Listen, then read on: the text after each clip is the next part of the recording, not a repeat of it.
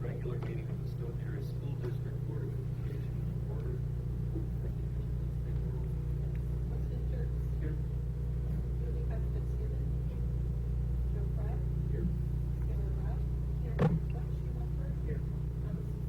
Here. Here. Here.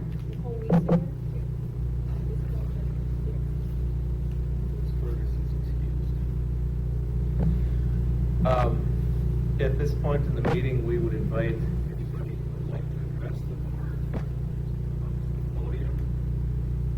If you want to address the board, please give us your name and address. Restrict your comments to 3 minutes if possible. I don't see anybody coming up. Oh, okay. Sorry.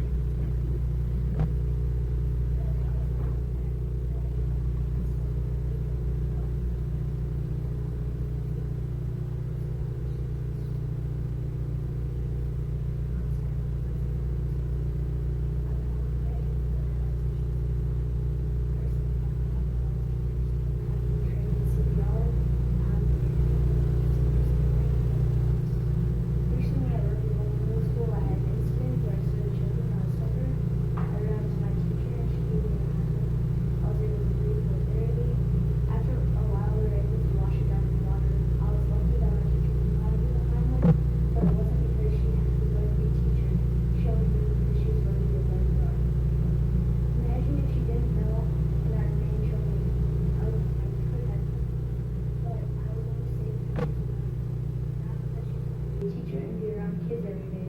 Not because she's going to deal with different situations, sometimes being fatal. Not because she has the lives of hundreds of kids a day in her hands, but only because she is going to be a lifeguard. That scares me. Going to school and knowing if I get in a hazardous situation, some teachers might not be able to help me. Every teacher should have to know how to do these life-saving acts. What if a child died in the classroom only because the teacher didn't know how to save the child? I truly think all teachers should be trained and certified in these acts. If they aren't, it is dangerous for students. Lastly, I'd like to give a special thanks to my teacher, Ms. Krzyzewski, and all the staff that helped. All right, thank you very much. We're glad you're here to tell us that story. Thank you. Well, that's a very good suggestion. We appreciate that. Is there anybody else who'd like to address the board? All right, seeing nobody, then next up is our legislative update, and I will ask Ms. Tarpinian to tell us about that. Thanks, Scott. If anyone doesn't know, there's a primary election tomorrow. And so I would just encourage everybody to vote.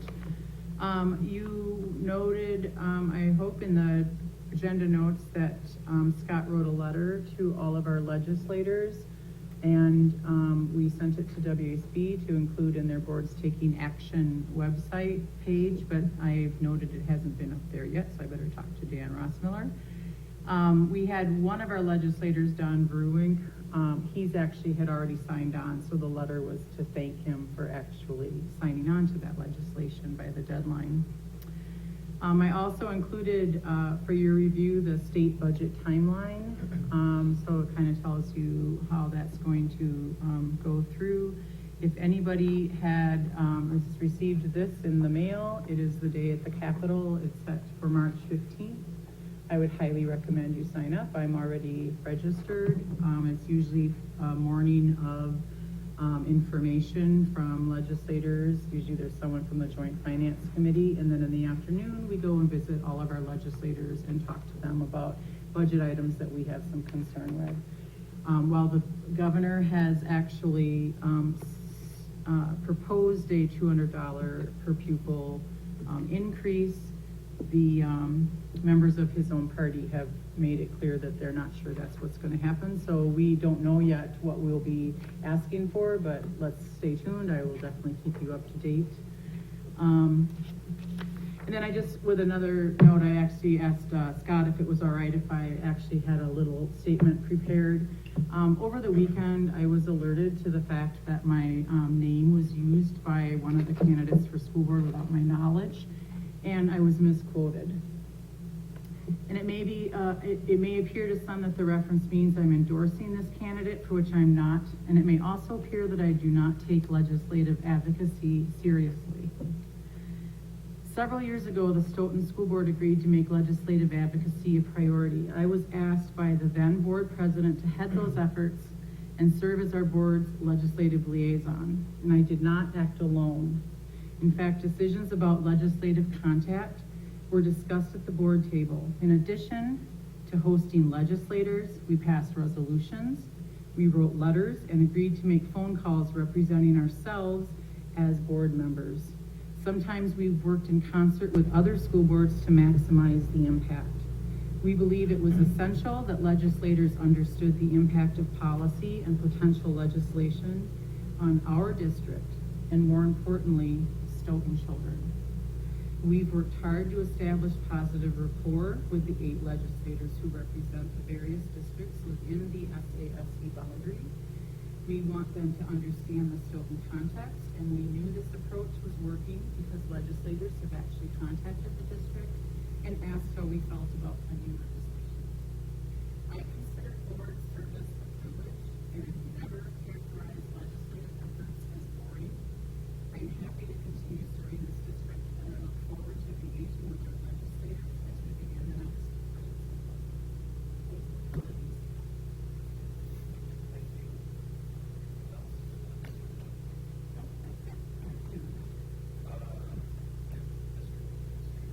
Thank you.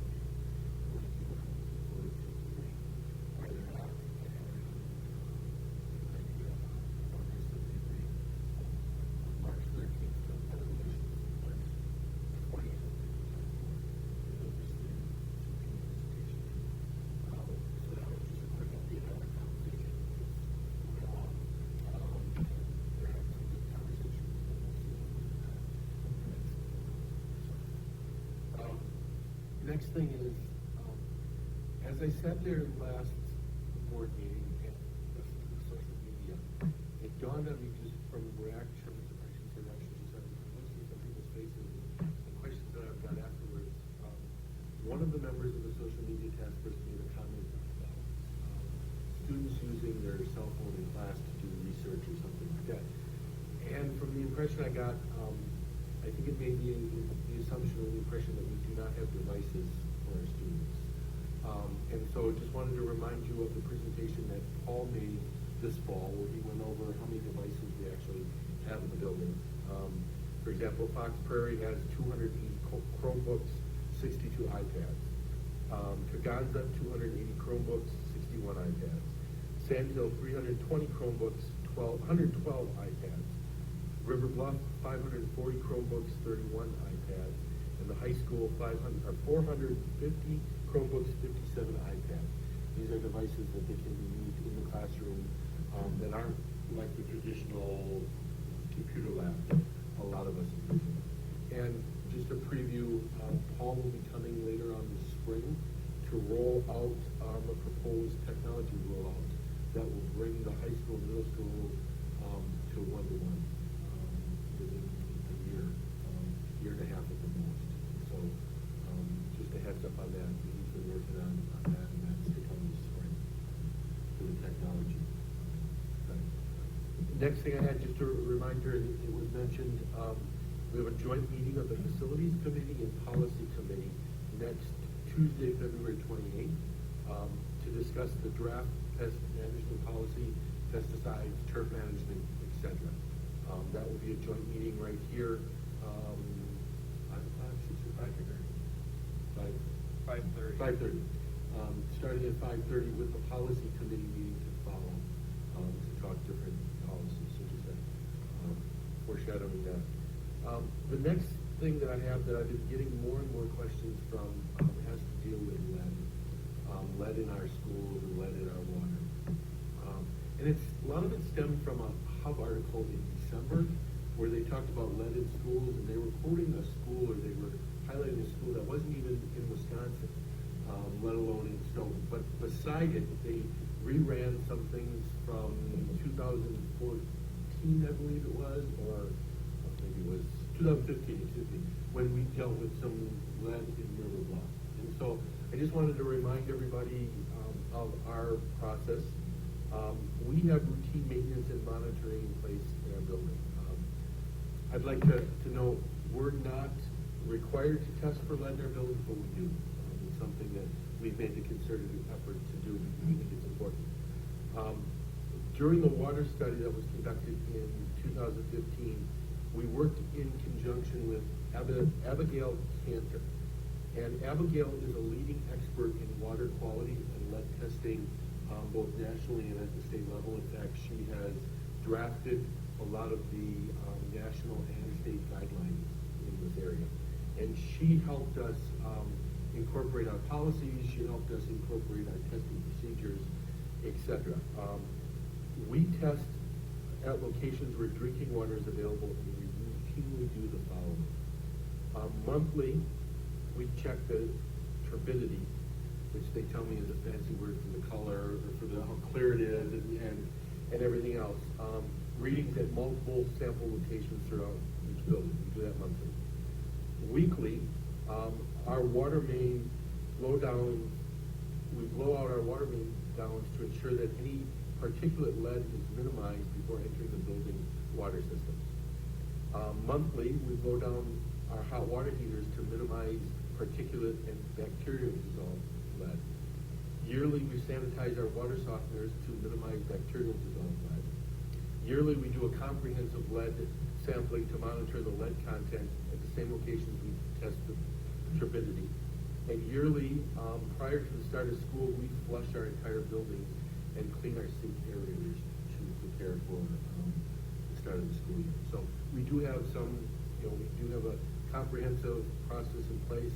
I'll tell you, we do more than most of the school districts, and when I talk to my colleagues about what we test, they look at me like, we don't do any of that. So very grateful for Abigail and her help in coming up with these processes and procedures. So again, I've gotten a few questions from community members within the last month or two on this, so I thought it'd be pertinent to just kind of mention it here. And then the last thing I wanted to just remind everybody of the April 8th strategic planning event titled Preparing Our Students for the Future, a community conversation, and it's facilitated by Drew Hollick. I'm hoping all of you and a good portion of our community received these save the date cards. They were mailed last week. The artwork this card was designed, including a poster, which some of you have in front of you, by two of our teachers, Tara Hutchins and Jess Davis, designed this. They went out last week, and we've already started to receive RSVPs for the event. You can RSVP by the QR code on here, by the phone number, by the email address. We'll have a link on our website if it's not already up. The official invite will go out the week of March 6th, and the design team will meet again in late March to put the final touches on the event. So hopefully everybody can make it to the Saturday event.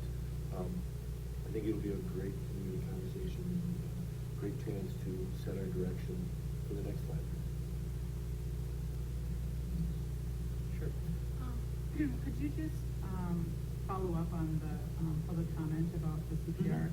I thought it was mandatory training for educators. We train, and I have a note to myself of who we train. I believe we train all our educational assistants. Okay. I know we train all of our coaches. I know we train all of our lifeguards. Beyond that ring, I got to do some double checking. But I know we do first aid and CPR training every year. And so, yeah, I have a note for myself to follow up on that as well. And the legislation that was requiring some sort of CPR instruction for students, are we doing something with that? We're doing, I believe we grade, and we slated the 10th grade health class. Okay. And that's, is happening now, or? I believe, 7th grade, I don't know if they did it first semester, because I don't know if they were ready yet with everything, but I believe it's fourth quarter they're slated to do that. Okay, great, thank you. Yeah, if you could come back to us, Yep. with what you find out, that would be good. Yep. Question Sure. about the state, so we get on this to the people? Yes, Oh, okay. Yeah.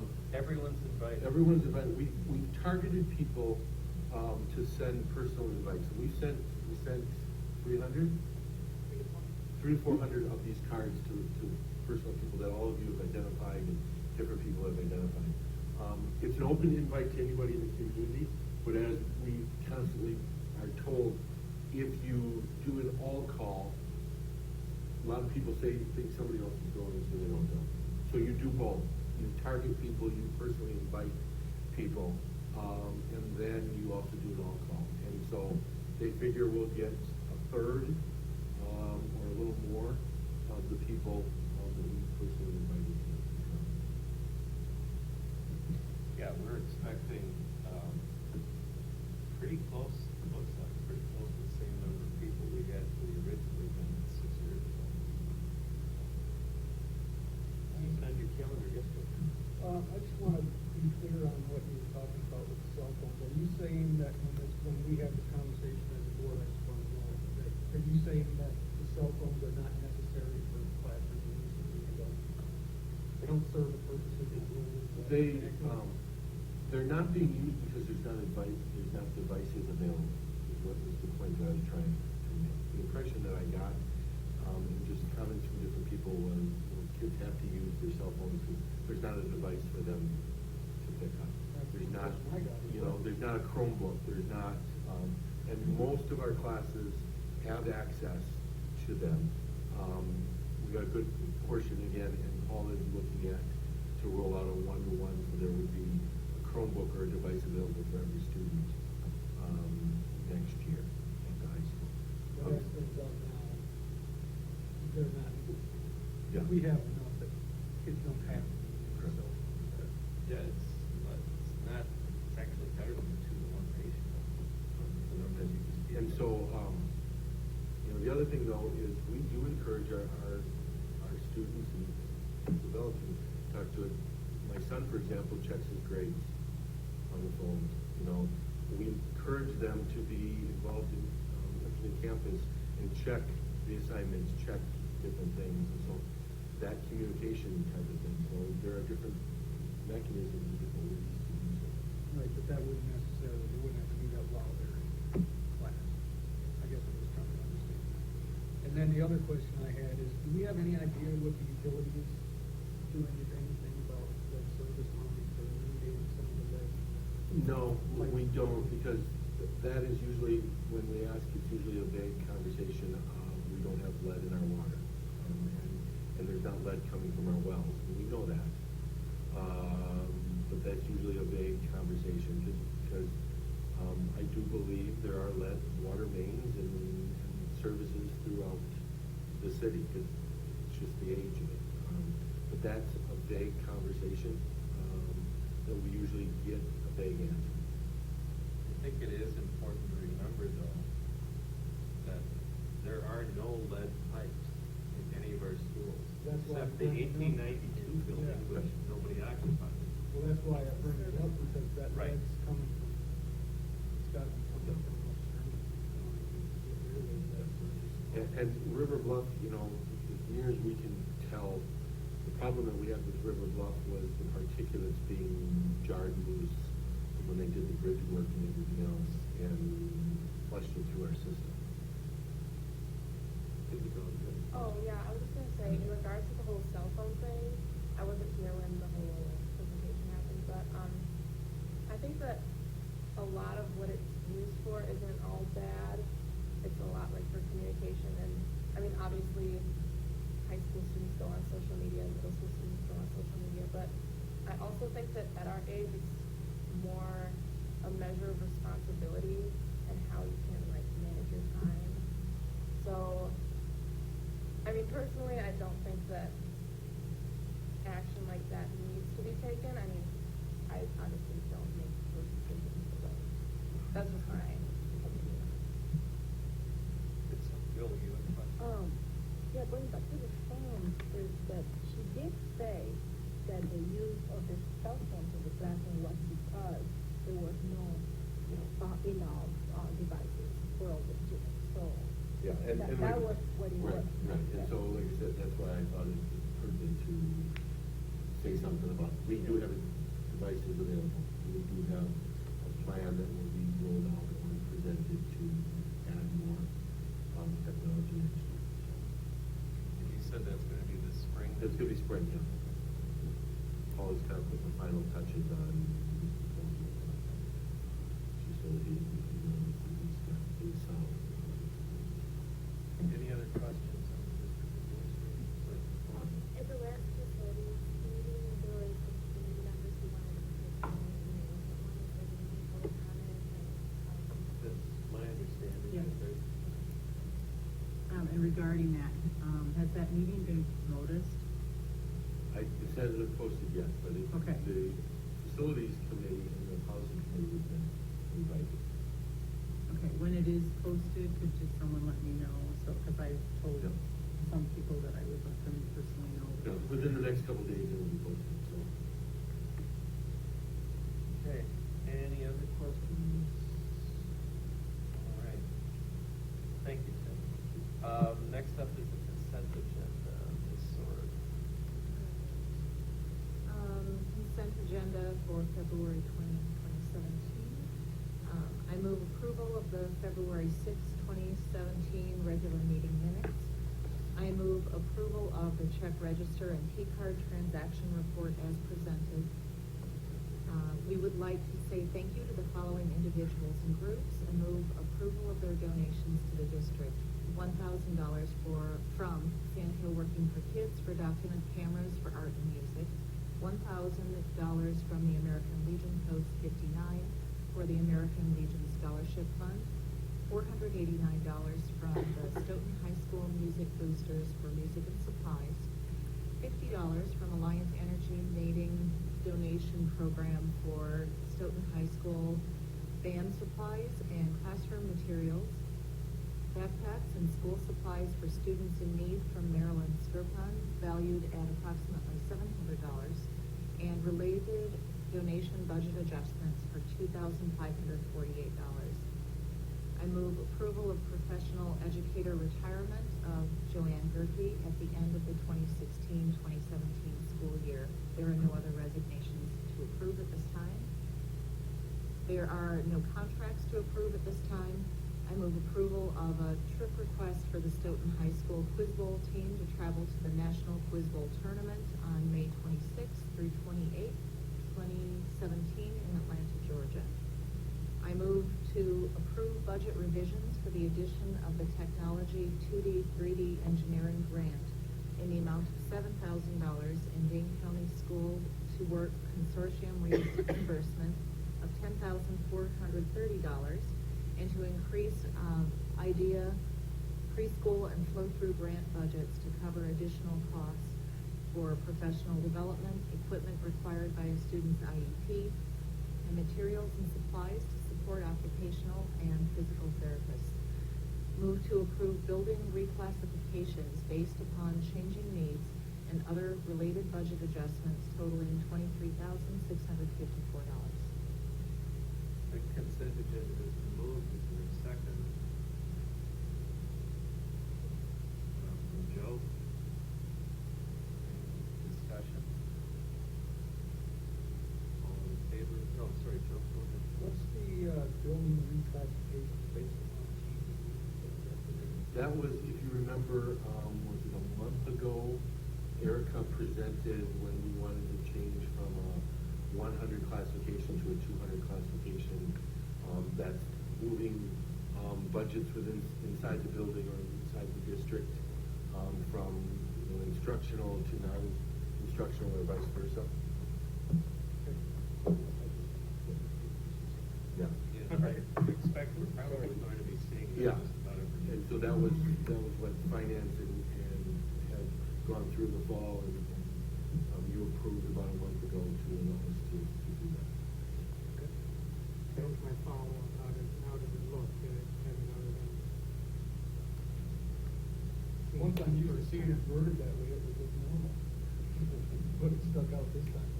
Does it seem like a reasonable way to convey that? All right, any other discussion on the consent agenda? All in favor of approving, please signify by saying aye. Aye. Any opposed? All right. Then we have no committee reports for tonight. We do have a discussion item. Allison's going to tell us about the calendar. Right, so the calendar committee has come up with the proposed, calendar for the 2017-2018 school year. And, Becky just brought it to my attention. I wanna caution you, this is proposed, this is not, and so we were just a little bit, concerned about getting, I have hard copies, but if they get out, potentially people might think that this is what we have, and this will be a two-step process, so. Starting, school year will be starting, if we can't start before the 1st, and that falls on a Friday. The calendar committee, felt that starting school on a Friday and then having a 3-day weekend really was kind of, not very helpful. So, it would start on the 5th, there would be some planning days again, like we did last year. Really, the calendar is very similar to what we have for this current year. There weren't really a lot of changes. Holidays, part of the way they fell, kind of landed where we had to make some of the breaks in classes and so forth. One of the, probably the most notable things is the, and forgive me if I don't explain this quite right, with the pastime that the high school students get. Last year, there was an issue, because they are able to earn pastime, for, the responsibility pass, is that what it's called itself? Yeah. So unfortunately, some of that time then cannot be counted towards instructional time, and it put us into a funny position of, having to go fairly late into June if we did not make some modifications there. So the pastime will still be available, but, right now I think it is for 2 periods, and the move was to make that for, 1, so it would be, lunchtime, or homeroom, but not both, so I think it was gonna be the lunchtime, is the way I Yeah, So- understood it. so it was like, we have juniors and seniors can have an hour-long lunch, and then if you have a study hall, if you have good enough grades, and you have a responsibility class, you can have potentially like 2 hours off. Yeah. Which is what we came up with. DPI allows us to, allow students to have like the responsibility pass or the one. So because we had some students who, had the juniors and seniors, we had the longer lunch, because that's when we do academic homeroom for our freshmen and sophomores, the other half of that lunch. And they had a responsibility pass because they had a study hall. We could not count the 30 minutes of the academic homeroom, counted for minutes. By not having students have that responsibility pass, so if you have first hour off, you have to come in the second hour, but still giving them the hour lunch, we gain those 30 minutes back, every day.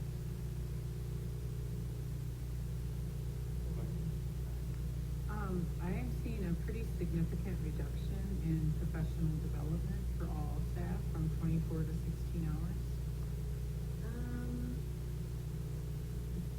Yeah.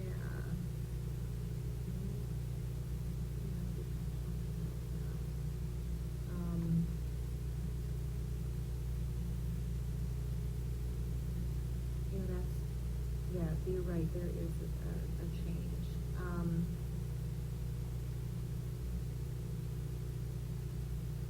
So without her here, I make that as a question with her, and I'll let her know and we'll get back to her. Do you know anything about it, Tim? I mean, that's was like not- it's dropping it by a Yeah, I was not third. part of the committee, so I did not, I saw this was. Yeah, I think we'd like to hear about that. Yep. Because Okay.